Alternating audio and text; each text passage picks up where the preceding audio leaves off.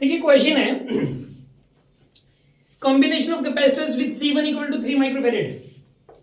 ये वाला जो कैपेसिटर है ये 3 माइक्रोफेरेड का है, यहां पे मैं 3 लिख देता हूं क्योंकि ज्यादातर वैसे कैपेसिटेंसेस माइक्रोफेरेड के अंदर आएंगे। एक अच्छा क्वेश्चन है ये, आप समझना एक बार क्या है, एक बार क्वेश्चन पढ़ रहा हूं, पहले क्वेश्चन समझा रहा हूं क्या है।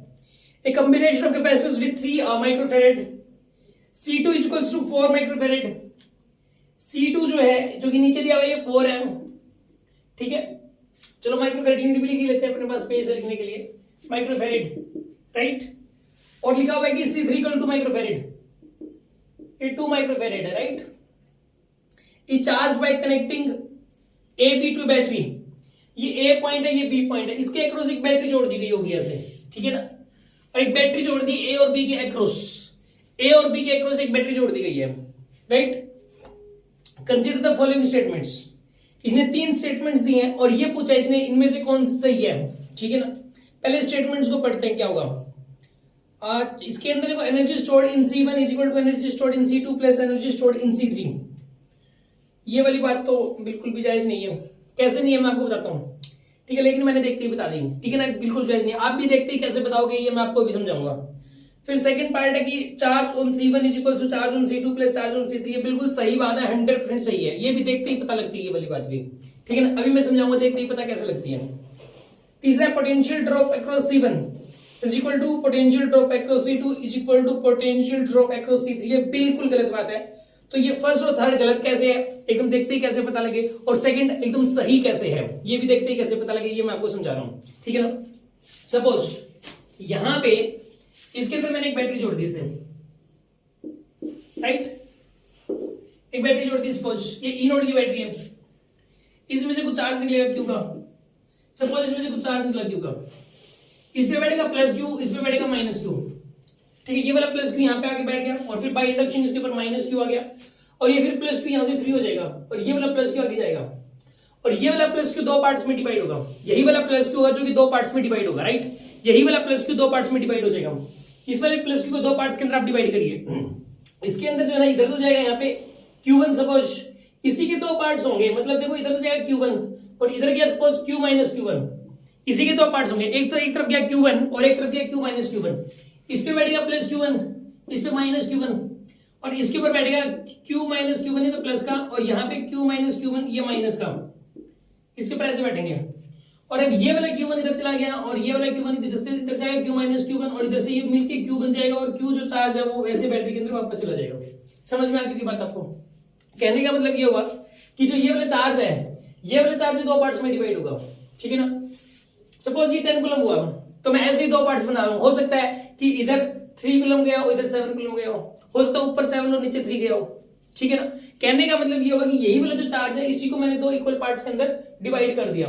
तो इन दोनों, अच्छा ये कहना कि इन दोनों प्लेट्स के चार्ज का सम करो, इन दोनों प्लेट्स के चार्ज का सम ये है कि दोनों के पॉजिटिव वाले का मतलब सम कर दो आप। ऐसा नहीं है कि ये पॉजिटिव नेगेटिव मिला के इसका भी 0 गया, पॉजिटिव नेगेटिव मिला के 0, टोटल नहीं करते कभी भी।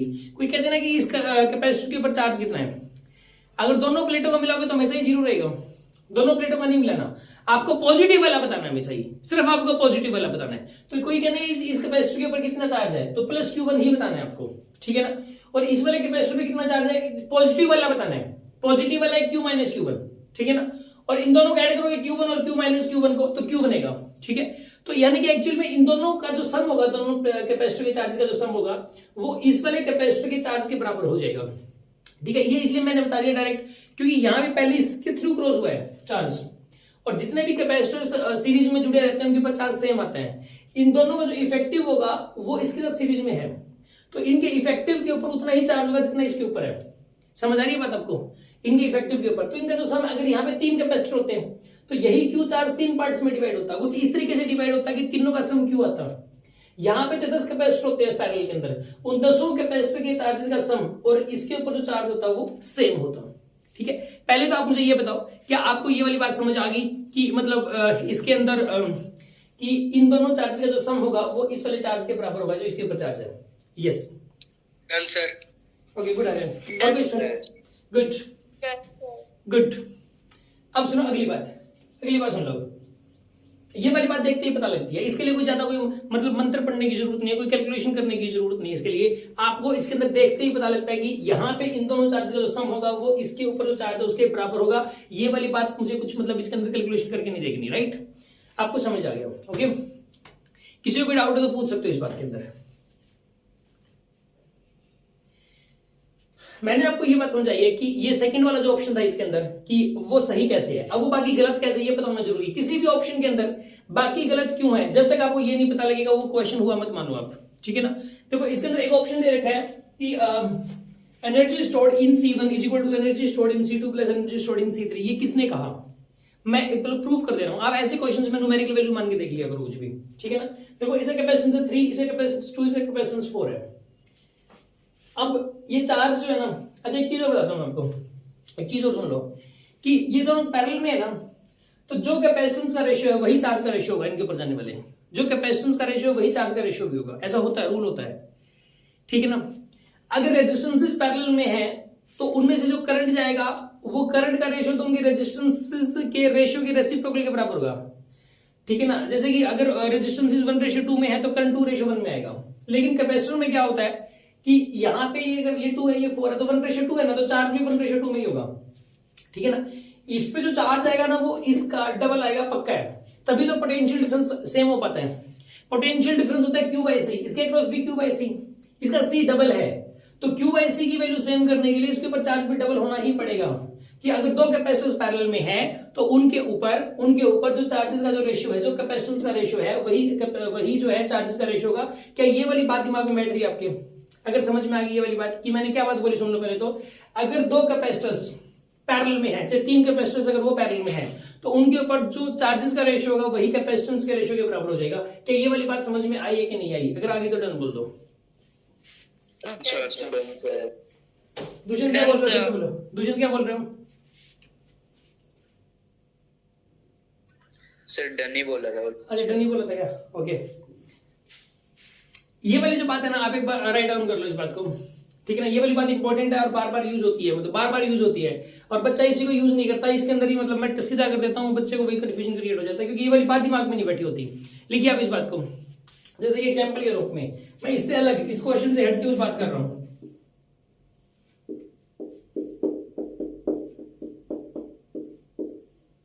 ऐसे यहां से चार्ज किया, कोई चार्ज आया हो, ये चार्ज मतलब ये है 10 कूलम, 10 माइक्रोफैरेड है सपोज इसका कैपेसिटेंस, इसका 20 माइक्रोफैरेड, इसका 40 माइक्रोफैरेड, तो ये 1:2:4 है कैपेसिटेंस का रेशियो। कैपेसिटेंस का रेशियो 1:2:4 है, तो यहां से अगर चार्ज आएगा ना तो वो इसी रेशियो में डिवाइड होगा। जैसे कि मान लो इसके ऊपर मैं चार्ज भेज देता हूँ 14 कूलम, सपोज मैंने 14 कूलम भेजा, ठीक है, 14 कूलम भेजा। मैं इस क्वेश्चन को किस कैपेसिटर पे कितना चार्ज होगा ये वाली बात मैं डायरेक्ट बता सकता हूँ। किस कैपेसिटर पे कितना चार्ज होगा ये बात डायरेक्ट बता सकता हूं मैं। कैसे? देखो कैपेसिटेंस का रेशियो 1:2:4, 1:2:4 है कैपेसिटेंस का रेशियो, तो चार्ज का रेशियो भी वही होगा। चार्ज का रेशियो 1:2:4 के अंदर डिवाइड कर लो, यानी कि 1 2 4, 4 2 6 7 पीस करने, जिसमें से 1 पीस इधर जाएगा, 2 पीस इधर जाएंगे, 4 पीस इधर जाएंगे। सपोज कहने का मतलब ये है कि अगर 3 बच्चे हैं, मैंने आपको कुछ पैसे दिए, 3 पैसे मतलब कैसे डिवाइड करो, मैं एक तरीका सिखा रहा हूँ, कईयों ने तो डायरेक्ट अभी निकाल लिया होगा, कहीं एकदम से नहीं सोच पाते, सोचने का तरीका बता रहा हूँ। सपोज 3 बच्चे हैं, उन 3 बच्चों को पैसे बांटने हैं और मैंने कहा कि वो पैसे बटने चाहिए 1:2:4 के अंदर बटने चाहिए, 1:2:4 के अंदर बटने चाहिए वो पैसे, और 14 रुपए दे दिए टोटल दे दी 14 रुपए, और ये कह दिया कि 1:2:4 में बटने चाहिए, तो कैसे बटेंगे? तो आप एक काम करो, यानी कि उसको 1 रुपया मिलता है तो उसको 2 रुपए मिलते हैं, उसको 4 रुपए मिलते हैं, अगर ऐसा हुआ तो, यानी कि टोटल हो जाएंगे, टोटल कितने रुपए मिले? 4 और 2 6 और 1 7। ऐसा करो फिर टोटल जोड़ के फिर देखा करो कि 14 को टोटल 7 पार्ट में डिवाइड कर लो, 7 पार्ट्स में डिवाइड करके 1 पार्ट उसको दे दो, 2 पार्ट उसको दे दो, 4 पार्ट उसको दे दो, बस, ठीक है ना? तो अगर 14 के 7 पार्ट करोगे तो 2 रुपए के 7 पार्ट बन गए, 2 रुपए के 7 पार्ट बन गए, तो 2 रुपए के अगर 7 पार्ट बन गए तो 2 रुपए तो पहले वाले को दे दो, और 2 पार्ट यानी कि 4 रुपए दूसरे वाले को दे दो, और बाकी बचा हुआ सारा उसको दे दो। समझ आ रही है बात आपको?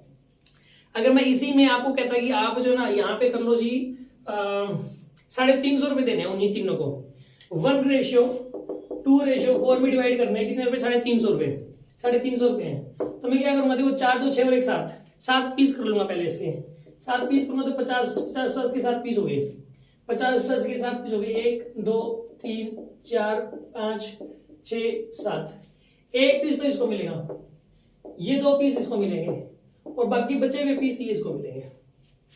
समझ में आ गया होगा आपको। तो यहाँ पे एक बात बताइए, अगर ये 14 कूलम गया है तो 1:2:4 है, तो 2 कूलम तो इस पे जाएगा, 4 कूलम इस पे जाएगा, 4 2 6 और बचा हुआ इस पे जाएगा 8 कूलम। तो आप ना डायरेक्ट बता सकते हो, ठीक है ना। ये वाली चीज अगर आप डायरेक्ट कर पाओगे ना, तो ही जो बड़े बड़े क्वेश्चन जल्दी हो पाएंगे, ठीक है ना। कुछ क्वेश्चन टफ टफ होते हैं, बड़े बड़े होते हैं, उनके अंदर भी ये वाली चीज यूज हो रही होती है। तो ये चीज तो करने में आप टाइम ही ना लगाओ, तो बाकी उसमें जो चीजें ट्विस्ट कर रखी हैं उनको सॉर्ट आउट करने में लगाओ टाइम। तो कहीं पता चले इसी में फंसे पड़े हो आप, ये चीज तो देखते ही हो जाएगी। समझ आ रही है बात आपको। अब सुन लो अगली बात, इसके अंदर देखो, अब मैं आता हूं उस मुद्दे के ऊपर, मैं जो बताने वाला था, ठीक है।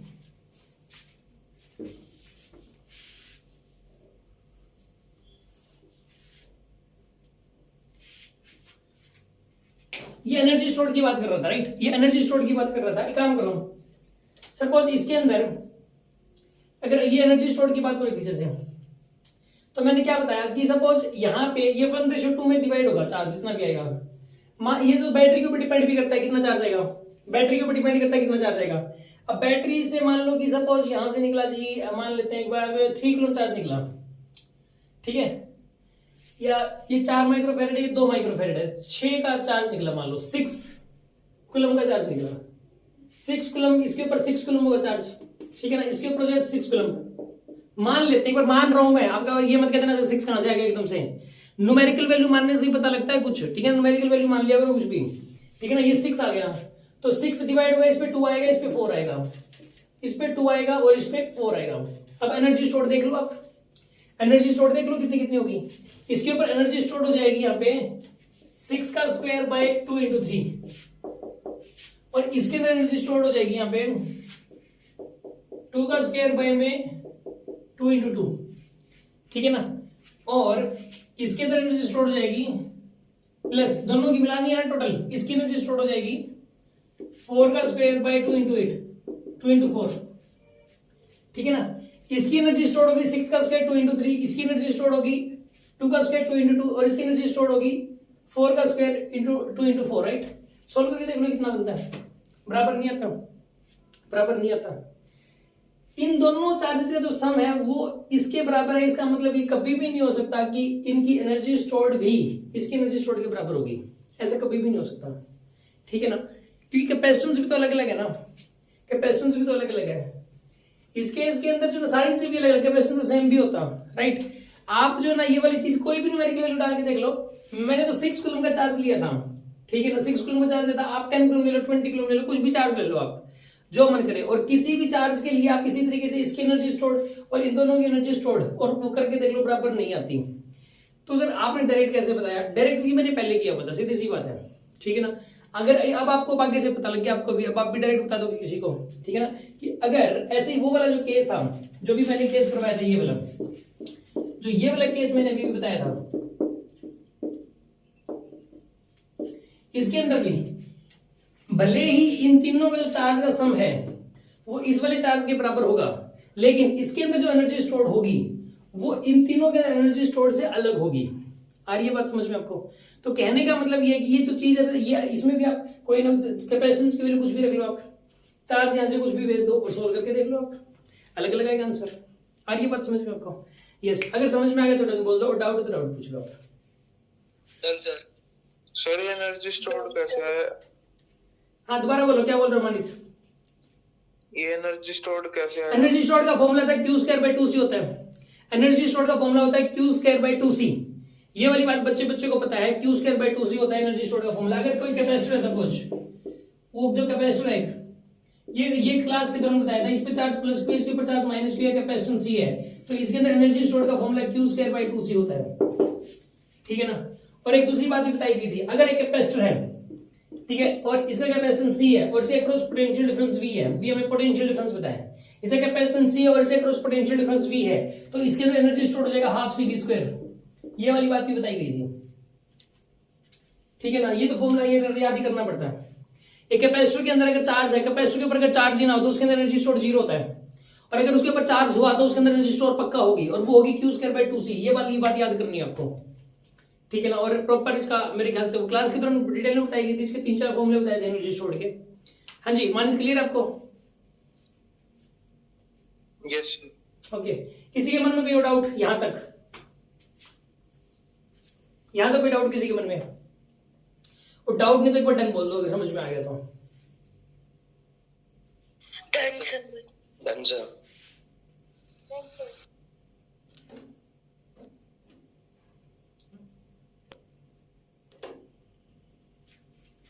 ठीक, गुड। अब सुनो इसका थर्ड पार्ट। थर्ड पार्ट क्या था? पोटेंशियल इसका जो थर्ड पार्ट था वो ये था, potential drop across C1 is equal to potential, ये तो मतलब ही नहीं है, ये पैरेलल में थोड़ा ना तीनों। ये कह रहा है C1 C2 और पोटेंशियल ड्रॉप का मतलब था पोटेंशियल डिफरेंस। सीधी सी मतलब ये सीधा सा पोटेंशियल ड्रॉप मतलब पोटेंशियल डिफरेंस। ये कह रहा है कि इसके अक्रॉस पोटेंशियल डिफरेंस, इसके अक्रॉस पोटेंशियल डिफरेंस और इसके अक्रॉस, तीनों के अक्रॉस सेम होगा, जो कि मतलब ही नहीं है। इन दोनों के अक्रॉस तो पोटेंशियल डिफरेंस सेम होगा क्योंकि पैरेलल में है। इन दोनों के अक्रॉस पोटेंशियल डिफरेंस सेम होगा क्योंकि दोनों पैरेलल में है। बट ये वाला कहां से आ गया यार? ये तो बिल्कुल अलग ही है, सिर्फ अलग से पढ़ा यार।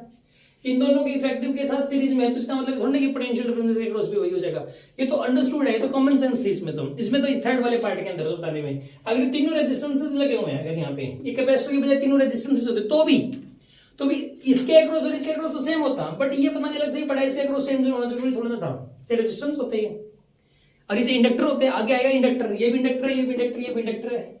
इन दोनों के अक्रॉस तो पोटेंशियल डिफरेंस सेम हो जाएगा, लेकिन इसके अक्रॉस अलग होएगा फिर, क्योंकि ये अलग से पढ़ाई। तो रूल तो यही होता है कि अगर कोई भी मतलब कोई डिवाइसेस, इलेक्ट्रिकल डिवाइसेस, चाहे वो रेजिस्टेंसेस हो चाहे वो कैपेसिटर्स हो, अगर वो पैरेलल में है तो उनके अक्रॉस पोटेंशियल डिफरेंस सेम होगा। बट ये किसने कहा कि जो सीरीज वाला भी है उसके अक्रॉस पोटेंशियल डिफरेंस भी वही वाला हो जाएगा? ये नहीं कहा किसी ने। ठीक है, ये कोई डाउट हो तो आप पूछ सकते हो। अगर यहां तक समझ में आ गया तो डन बोल दो। Done sir. इसका जो आंसर है वो डन सर। गुड। इसका जो आंसर है बी, सेकंड ओनली आएगा इसका आंसर, सेकंड ओनली। ठीक है ना, तीन पार्ट थे इसके, फर्स्ट मैंने बताया गलत क्यों है, थर्ड मैंने बताया और दूसरा सिर्फ सही है। ठीक है ना।